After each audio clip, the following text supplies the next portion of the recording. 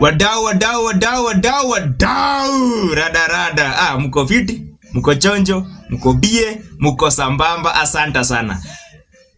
Situation ya Somalis pale America is making things even worse kwa sababu ina cause events that is contributing to the division of America.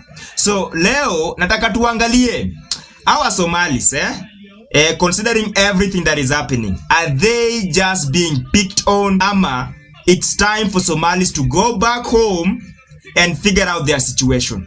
Wadau, without further ado, tuko na mwafu hapa hivi. Acha tupige hii conversation with mzee mzima wa Mwafrika. Iko nini? Na hiyo story umekuwa ukichekea, story ya Somalis in America, because mimi nakuwa conflicted juu yake. Yeah. Like I understand the American anger. Yeah. And but I also understand the fact that wanafaa kwa immigrants. So naiangaliaga from both perspectives. Ile shida yangu tu niko nayo moja ni ku group everyone into like, I'm sure there's a few Somalis who did whatever they did. Yes. But they should be judged as individuals, not the whole community. I think hiyo shida tu iko vile walikuwa wametry ku group everyone kama yeye ndio alichukua do na wamejenga nyumba Kenya. Si wote. So I think they should just try as much as possible to just address the individuals. Juu hiyo scandal yao ukiangalia, the first person alifanya hiyo scandal ya whatever our Somalis wako involved ni Mlami. Yes. Na tayari alishakuwa jailed or something. Something, I think. Yeah. And then say it trickle down to them.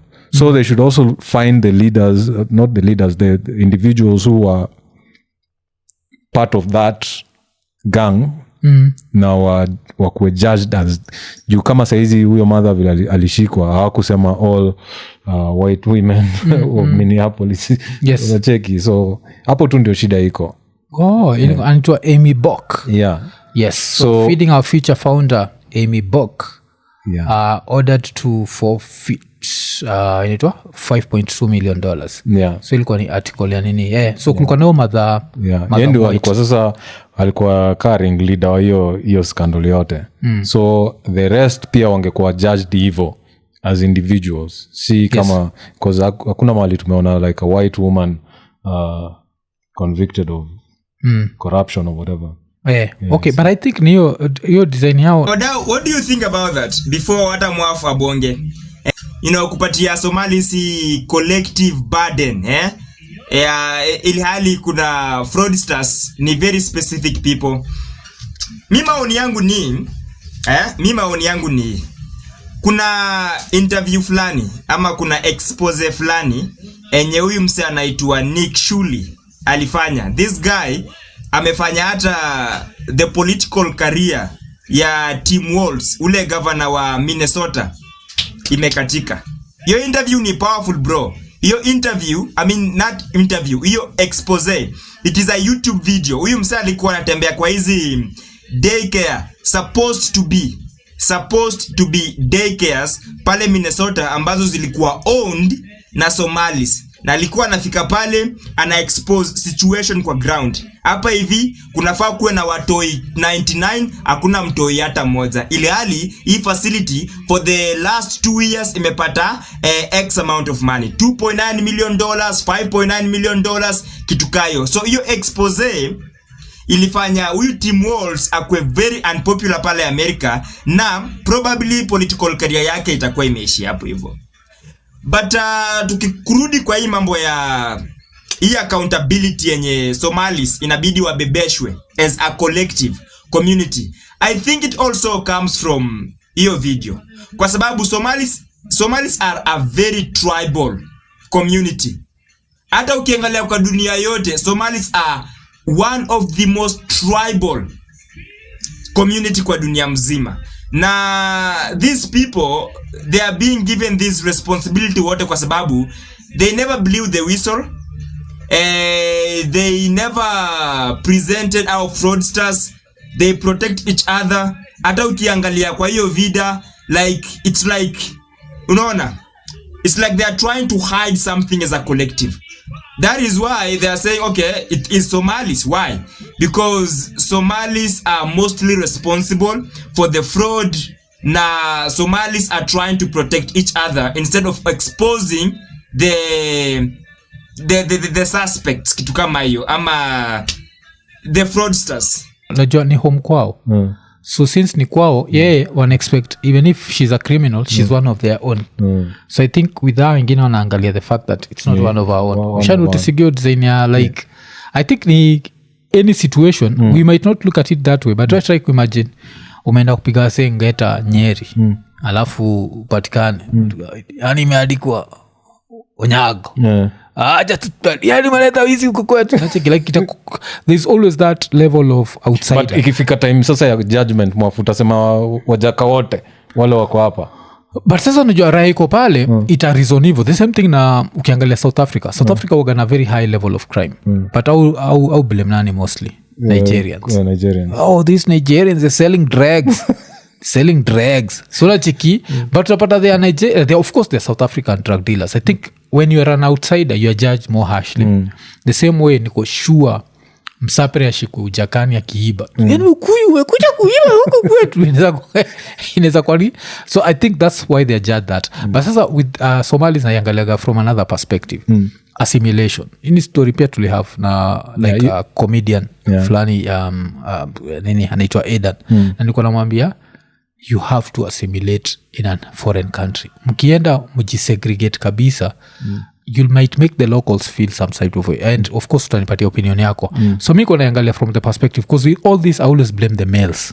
It's the males that have this thing where it's the males that have this thing where they force their insecurities on the women. So watasema for example as a woman since uko about kuwa married lazima upige ninja.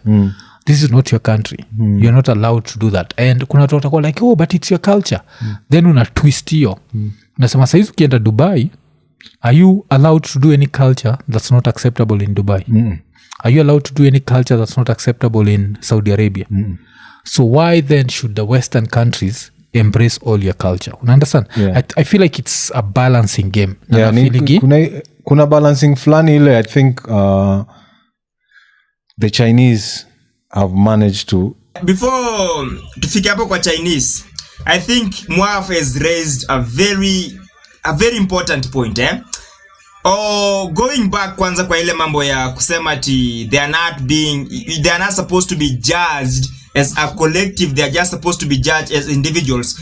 People rarely do that because it requires a tremendous amount of mental resources to look at things on a nuanced way. So people tend to categorize a society or community based on stereotypes. That these are their common behaviors, these are what they are doing now, blah blah blah, and then they just assume everybody else anakuwa hivyo. Na pia ukiangalia Somalis, because they kept quiet about it, so people are taking your communal silence as communal consent. Just because they kept quiet about it, even the leaders never spoke about it, so people are like, maybe you are complicit, maybe everybody in the Somali community is complicit. Alafu tena wamesikia sasa hiyo do ilikuwa inaenda inafund Al-Shabaab pale Somali, kuna vitu kama hizo, alafu hiyo do ingine ilikuwa inakuja Kenya hapa hivi inaibiwa, vitu kama hizo. So those guys are so outraged right now. Alafu ikifika hapo place ya culture, I think that is where Somalis really get on Americans' nerves. Kwa sababu you can't be in my country alafu you want to create your country in my country. You want to do things venye wewe unaona. You don't respect my culture. You don't respect what I say. You don't respect my authority. You don't respect my way of life. Alafu pia mnakuwa hostile most of the time. You are loud and you don't recognize the presence of other societies. Even if you recognize their presence, you don't want to interact with them like other human beings. You feel like you're more important in some way, bro. Hapana. Like wao peke yao ndio ukienda any country mali Chinese wako wame create their own Chinatown. but it only function as a Chinatown within those boundaries. Yes. Wakitoka nje they are regular Yes. people. So I think even them like maybe wakiwa within their unajua environment wanaweza kuwa sasa wako strict na hiyo nini yao, but as soon as wametoka nje wajue vile kubehave na watu wengine wale si wa wacha mtu aende chuo bila kufunika nywele. Wacha hizi vitu zote ukiangalia picha za 1970 Somalia ushaonaga watu yako wanafunika nywele like hata wadem wako wanafunika nywele in Somalia. So do all these things. Kuna a very special way we are supposed to look at Chinese, because although Chinese pia ni foreigners pale America, but unajua Chinese they started migrating into America kitu kama 150 years ago. Somalis walianza kumigrate into the USA kitu kama 30 years ago. So Chinese have had a very long time kuintegrate na kuassimilate hiyo culture ya USA. But pia Chinese wakiingia pale walikuwa economic immigrants. Actually Chinese were needed in the USA. Unanipata? So Chinese waliingia pale kama wanahitajika, walienda pale wakaanza kujenga ma railways, wakaenda pale wakaanza kufanya kwa agriculture, kushonea wasee nguo. So walienda pale wakaanza kugrow economy ya USA. But Somalis walienda US as refugees, people who needed help, people who were seeking asylum. So kwenda pale, these people, they are not being perceived the same way the Chinese are being perceived, kwa sababu Somalis are taking way too much resources pale America than they are contributing. Trump alisema 88% of Somalis fully depend on welfare programs. So unaona sasa kitu kayo. So their cases are totally different. Alafu wadau, there is something else we need to consider. I think one of the reasons Americans walichagua Donald Trump ni juu Donald Trump alikuwa ana emphasize on making America great again. And kwa hiyo plan yake, securing the borders was one of the agenda. So securing the borders means preventing foreigners from entering the USA. They don't want more foreigners coming into their country. Na hii issue ya Somalis trigger your feeling. So could trigger your feeling, Americans are outraged. It's a particular feeling they have towards foreigners, and they feel like foreigners wanna come kwa inchi yao na they are making the job market inexpensive.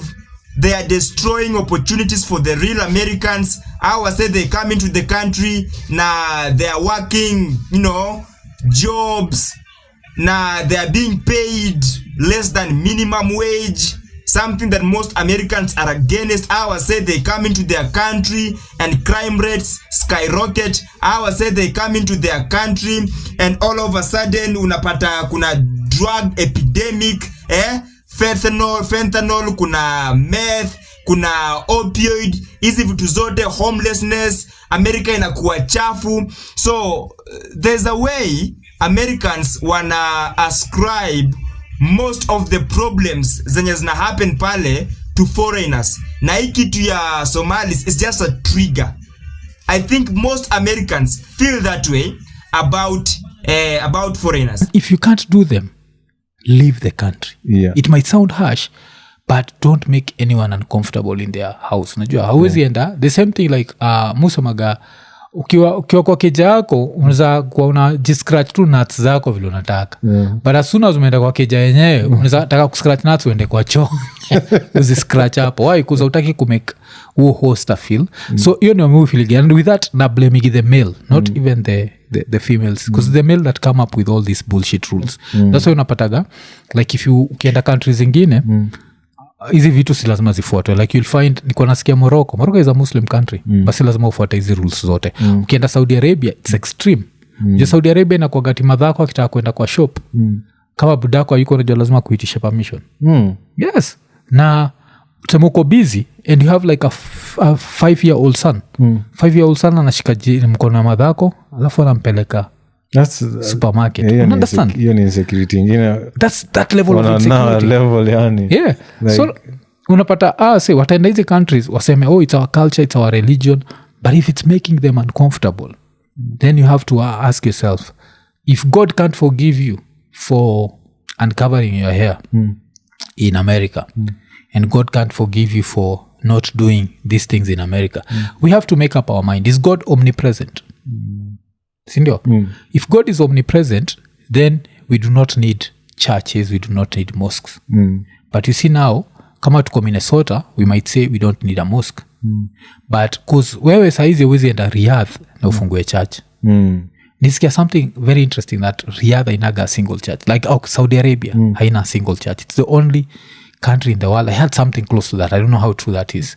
But it's one of the nini. So kile nasema ni it's a balancing act, yeah. Yes, your balancing act. Because au sasa wanataka uende pale and you go with all your culture. And your culture is making them uncomfortable. So you have to choose. A lot of people ukiuliza on a random street, ask any Kenyan, God, family, na something.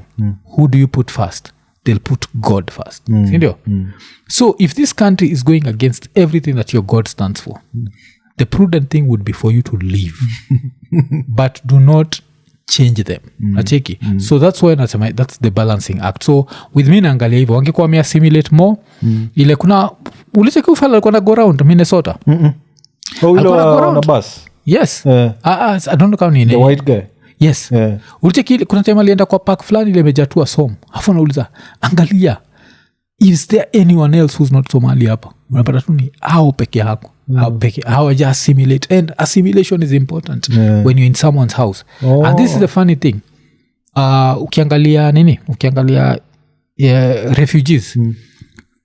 One interesting fact ni Muslim countries do not take Muslim refugees. It's an interesting fact. Like ukienda Saudi Arabia hutapata refugees wa kutoka nini, na wako hapo wako there, either they are working or they are what, but hawakwenda juu ya war. Hutapata Syrian refugees, hutapata nini. So these western countries, if they embrace you, wakikwambia kuja kwetu, if you can do away with a few things, sema like okay, since maybe Muslims in Turkey, because Turkey pia ikuwagi very harsh, allowed to do 1, 2, 3 things, then mimi tu nimeenda hapa, let me do 1, 2, 3 things. Nacheki. Alafu pia tukiangalia hapa Kenya, huyu mother alikuwa anaitwa Amina Mohamed. Walikuwa CS. Kumbuka alikuwa na tembea kaja funika nywele. Iko semekana ni Borana. But sisi ukiangalia Borana na uangalia Msomali, can you see the difference? So just hiyo like balancing act, give and take, give and take. Yeah. But ukienda ukiwa too rigid, itakuwa ngumu. So your culture assimilation, is it important kwako? Yeah, it is. Ni vile sasa mimi waga nimedecide star itoka hapa Kenya. Sasa nasema kwa watu wanaenda hizo countries, of course wanafaa ku assimilate. Hiyo assimilation kwanza ni important sana. Kwa sababu we all know that America is a melting pot. I think America is the only country in the world that has all ethnicities in the world. Sawa, hawa sewa kuna kila ethnicity kwa hii dunia. And I think the reason hawa say they can coexist in one society ni kwa sababu Americans are progressive compared to everybody else kwa hii dunia. But hawafai kuchukulia hiyo kitu advantage. Nilikuwa naona podcast fulani pale juzi, kuna msee anaitwa Julian Dory.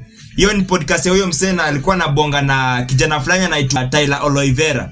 So Tyler Oliveira alikuwa anasema kuna county, I think ni county ama I don't know, but I think ni county pale state inaitwa Pittsburgh. Na hiyo Pittsburgh ilikuwa na Native Americans wengi sana, lakini foreigners, Arabs wakaanza kuingia kwa hiyo county, na before you knew it hawa wase walikuwa wamechukua powerful political positions kwa hiyo county. So kuchukua powerful political positions kwa hiyo county, wakaanza kumake important decisions kuhusu kila mse, including hiyo community ya nini, ya alphabets. Hii community ya alphabets ilikuwa inapeperusha ngale flag yao. But after hao wase wamechukua usukani pale Pittsburgh, walikuja wakasema hiyo kitu hapana. Hiyo mambo ya kuweka hiyo flag yenu juu hapana. So huyu msa alikuja kajiuliza, it's okay, you have the right to practice your religion, but when your rights start violating or infringing upon another community's right.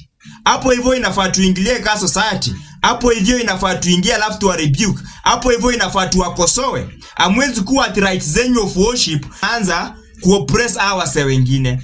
And I think hiyo ndio kitu Americans wengi wako nayo. Like wase wanakuja alafu wanajaribu kuassert dominance kwa society yetu. Umepata, this is how we do things. In our culture, we allow a particular community to operate however they want. Lakini wewe umecome in and all of a sudden you start oppressing that particular community.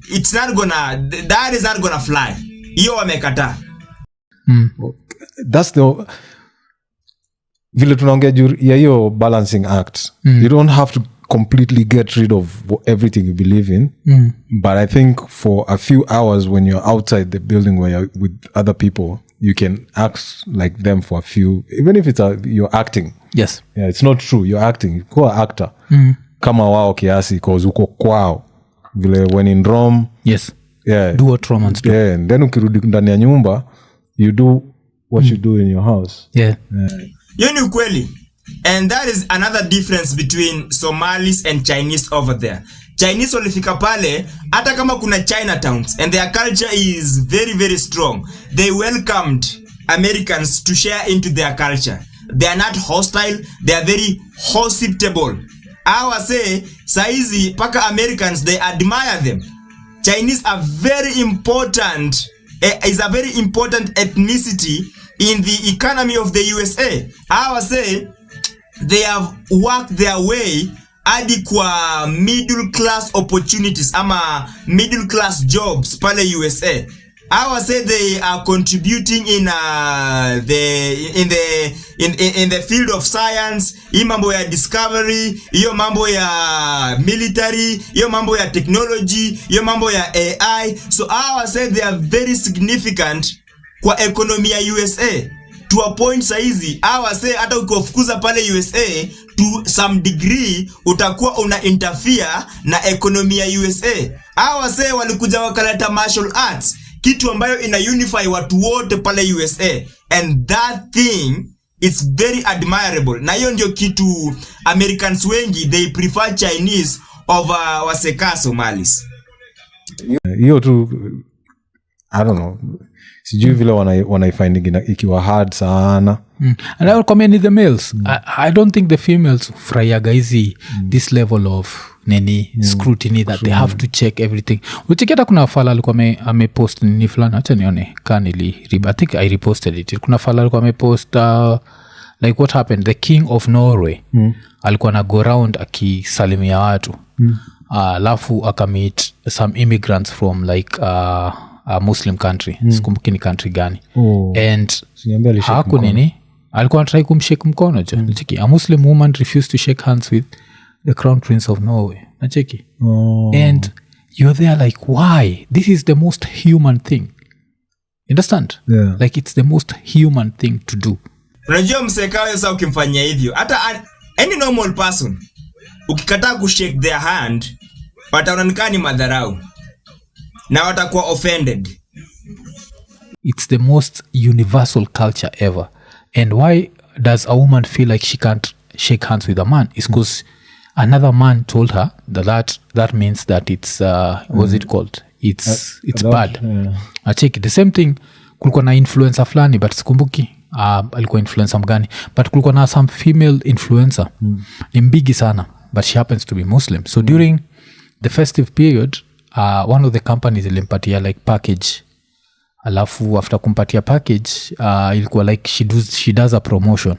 Then I think in the process akipatia hizo gifts alikuwa nafaa kusema Merry Christmas. She refused to say Merry Christmas because akisema tu yo that Merry Christmas it's going to mean she can go to hell. Acheki.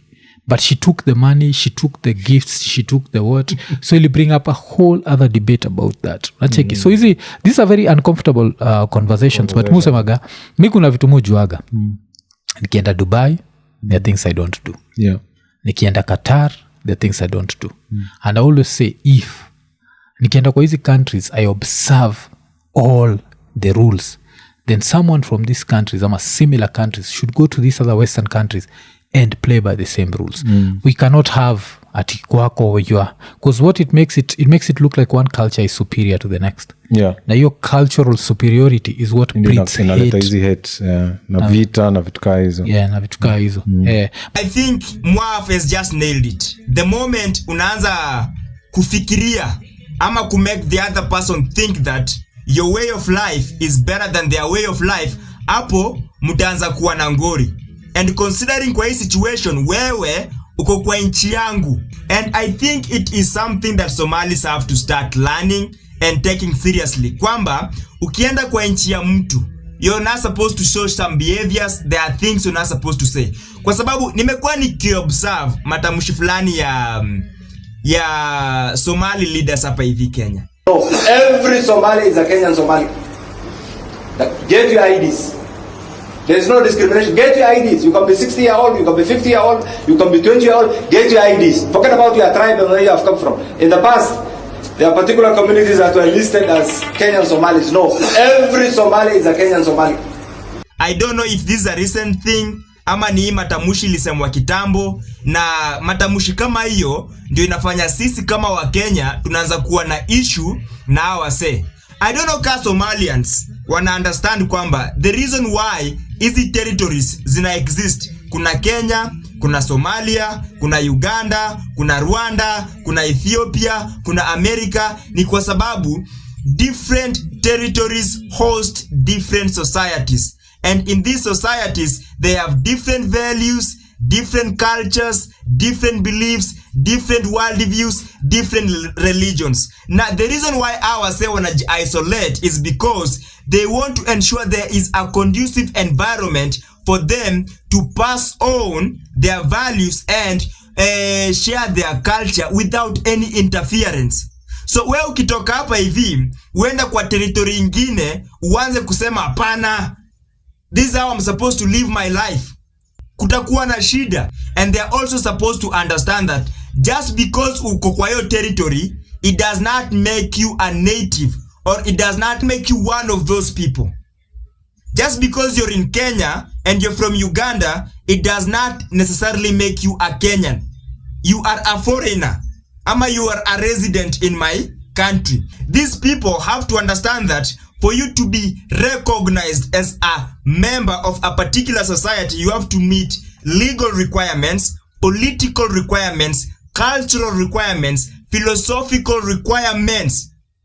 Ndio uitwe a member of that a member of that society. And you don't force your entry into a society the same way you do not force your stay in a society. Hawa wasema kisema bro, ishia. Now I say they have to understand that there are elements in every single society that give individuals in every single society a sense of national identity. And those elements are things like the flag, national anthem, national holidays, the constitution, and the president. And if you're in that country, you have to recognize and appreciate all those elements. But Somalis, I said they are doing their own thing over there. And that is the reason why Americans are outraged. Hata hapa hivi Kenya, tunakuanga na mambo yetu na awase. But so ya Trump, diversity, does it change the price of sugar for me? No.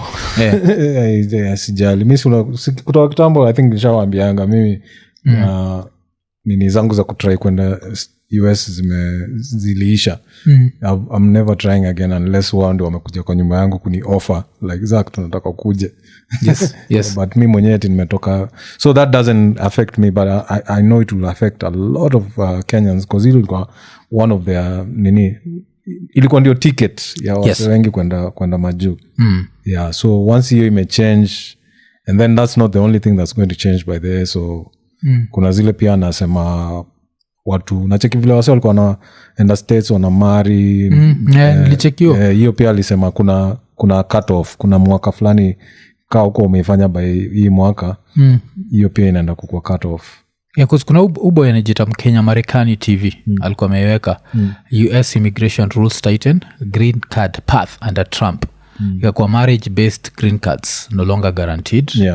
Then ikakuwa he must prove shared life. Alafu kwani good faith is crucial, hapo si understand. Alafu pia ikakuwa ni previous green cards under review especially from high risk countries.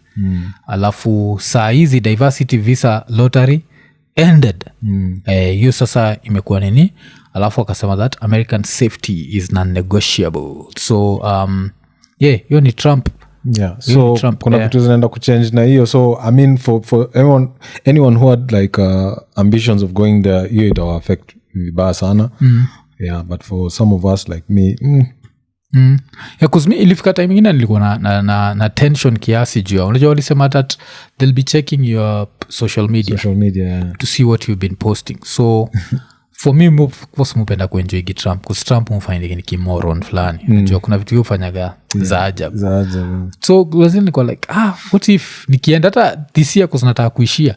Siko sure can't stop issue at the gate, but ingestop ni sawa. Kuna ile like it's not life and death, but always in so much fear that cause hii country, one of the things niko na admire juu ya states kitambo ilikuwa one of the few countries where you could come from a foreign country and still criticize it and it was still okay. Nacheki. But saizi hata ukiangalia kuna time Trevor Noah jokes zake zilianza kujajiwa more harshly. Ilianza kuwa like Trevor Noah umsana kujapa kwetu alafu anaongea mbaya na ametoka South Africa. Hiyo fala kwanza unachukua gaje nani hii fala ingine inaitwa Elon Musk. Unamchukuaje? Sipendi huyo mtu. Huo mtu si like tu kabisa uonagaendi waga yani the true, yani kwa dictionary racist anafaa kwa yeye buda yake na samwa ka Trump as in mmoja ni noun mwingine ni pronoun mwingine ni adjective as in hao watatu uonaga wao ndio kwa racism I think wameshikilia hiyo kikombe. Buda Elon hapo hivyo. I think nita disagree na kina Mwaf kidogo. To make an argument in defense of Elon Musk, I think anakuanga kwa spectrum, kwa ile autism spectrum. So personality yake, how he interacts with other human inakuwa tofauti kidogo. So there's a way anaona vitu, there's a way ata interact na wasee ambayo to a normal human being wewe utaona huyu msee is like, bro, why would you say that? That is hurtful, that is offensive, and you keep saying the same thing again, and why would you do that? But pia kujaribu ku criticize ni kwamba Elon Musk ni wale wase they like being very forceful.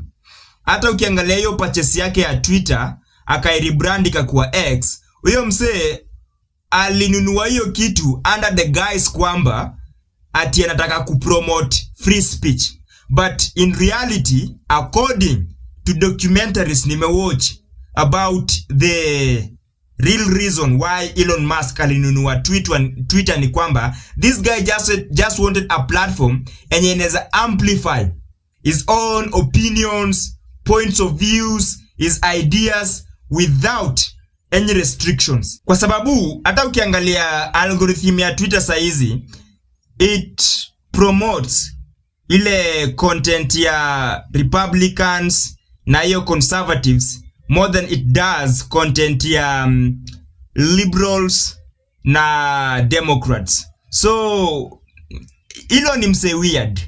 Siwezi sema ati nina disagree na Mwaf completely, but to some extent pia inafaa tukue understanding. Huyu raia si mse wa kawaida. It's just weird in so many ways. Elon mwenye na Trump. Kusumechekige Elon, alafu nacheki hapa ndio utapata raya kwa comments inazusha juu ya ati Trump si racist. Unajua hizi raya ni bambaga sana. Hii story ya diversity visa, hiyo story ya visa lottery. Trump akizusha, alizusha juu ya watu wanatoka from shithole countries. Nacheki. So ndio juu ya algorithm suitanga shithole. Watu wanatoka shithole countries. And alikuwa anasema like why aren't they coming from Norway? Difference ya Norway na hizi countries zingine ni rangi ya ngozi. So hii raya but hapana Mwaf kidogo hapana, tujaribu kuwa objective kidogo. In reality, ukikompea Somalia na America surely, America iko na GDP ya 30 trillion US dollars. GDP ya Somalia ni 12 billion US dollars. So tukijaribu kukompea hizi nchi mbili, economy ya America is 2,300 times bigger than economy ya Somalia. So I think Trump is justified kuita country ka Somalia hata sisi. Na sisi tuko na GDP ya 124 billion US dollars. Kutuita venye atatuita kwa sababu we are not that developed. I think Trump was coming from the point of view of development. Norway is way more developed. Poland is way more developed. Luxembourg is way more developed. Hizi countries ya European enye Trump alikuwa anasema, why don't we get people from Poland, sijui Norway, sijui country gani wakuje hapo hivyo. Hizo ni countries ambazo standards of living ziko sawa, quality of life iko sawa, wase economy yao iko strong. So hata wakienda America, they will be contributing to the economy of the USA. Wataenda huko hivyo wa spend dough. Unlike Somalis, wenye wako huko hivyo, they are just taking away from the economy. Mostly, sisemi ata wa contribute, but the amount of money that they are extracting is more than the amount of money they are injecting into the economy. Hata hii, this is funny kabisa. Like, vile tumetoka tu kubonga. The pinned tweet ya Elon Musk does seem unfair. So kuna msali kwa ameandika, so if in a majority white country, whites rule the government, suddenly it's called structural racism and must be dismantled. But in a majority black country like South Africa, whites just want basic protection and representation. Suddenly it's called colonialism and white supremacy. Why are the white people supposed to live in peace without being called racists or colonizers? And ikikam to hivi, I don't dispute hii kuna kwa na certain level of inaitwa nini, but shida yangu na ira yao waga vile nasema at the only reason nini Starlink imekataliwa South Africa because yeye ni white. Ushasikia hiyo shit? Yeah. MultiChoice I think is owned by majority whites. Yeah. So but when it comes to that, hiyo mambo ya kusema the whites wanaonewa, I think Africans are not racist, to say the least. Like hiyo kitu haitupatiangi, atunanga uwezo hata ya kukuwa racist. Like ni ngumu sana Africa anakuja sema tena chukia huyu mzungu na chukia huyu mlami. Hapana, most Africans are like, bro, wewe come tu. Atunanga hiyo chuki. Ni walami ndio wanakuanga na hiyo mambo sana. Saizi hata ukiangalia Kenya Trump anafanya pale Venezuela, Trump is basically colonizing that country. Ukiangalia Kenya Trump anaongea kuhusu Greenland, Trump basically wants to colonize Greenland. Ukisikia hata hizi deals ambazo Trump sometimes anacut na inchi kaki na Ukraine, like Trump is basically trying to colonize that country. Trump amesema juzi tu vizuri sana, he wants to own Greenland. Unless he owns Greenland, awata I protect venye inafaa. So bro, it's sewa ache. Hiyo pia na agree na mwafu 100%. Hiyo mambo ya kusema ati Africans sijui racist, sijui tunaonea wazungu, hakuna bro. That's a lie. We don't dislike white people. Hii statement ya nini? Unaionaje? Unacheki hiyo story ya hiyo ni unacheki hata kama hiyo MultiChoice. Majority white and the black person wamepatia hapo ni juu ya hiyo law ilipitishwa lazima kukuwe na mtu mmoja black, right? Na hiyo ndio kitu Elon alikata kwa kampuni yake. Yes. So akisema hivyo that's what he means. Juu alikata yeye hatakiwa mtu mmoja. So South Africans wakamwambia kama huwezi fanya hivyo then huwezi kuwa hapo. Yeah, so zaba bado amepin okay, hii ilikuwa 2 days ago alikuwa by time tuna record when Starlink is not allowed to have an internet provider license in South Africa for the sole reason that I'm not black. this is not okay. Then akaeka there are 140 laws in South Africa that basically give strong preference if you are a black South African and not otherwise. Starlink is not allowed to operate because I'm not black. Wasakambia there are other operators operating zile watu si wa black najua. I think hata Amazon wana come up na ile yao. I think kuna a certain company people talked about. So he'll keep pushing this narrative. White people. Kumbuka akisema that wa white wanadedishwa South Africa. I hope ume get insights kuhusu hii story ya Somalia. Na I think hiyo dream ya Martin Luther enye alikuwa anasema inafaa tufike mahali as a global society, mahali ambapo we judge people based on their character, not skin color. But it's clear that most European countries na wase kama hawa, they still judge you based on your color, not based on the content of your character. Alafu venye nilikuwa nawaambia, Elon Musk alienda akamake Twitter ikuwe yake. Like saizi Elon Musk akipost kitu kaa hiyo inaenda viral. Every thing enye Elon Musk anasema, algorithm ina push. Huyo mse alijitengenezea ka platform yake ya kufanya crusade. As long as Elon Musk ana agree na wewe, content yako pale Twitter itaenda mbio sana. But the moment unaanza kudisagree na huyu mse, you calling him out, ama una try to promote ideas, ama agendas, ama opinions, ama perspectives ambazo zina oppose zake, content yako haitaenda anywhere. So wadau, hiyo ndio episode. I hope umelearn kitu, I hope umebambika, umekuwa entertained and educated at the same time. If you have different opinions or you wanted to contribute something, you can go in the comment section. Don't forget to subscribe, like, and maybe share the video.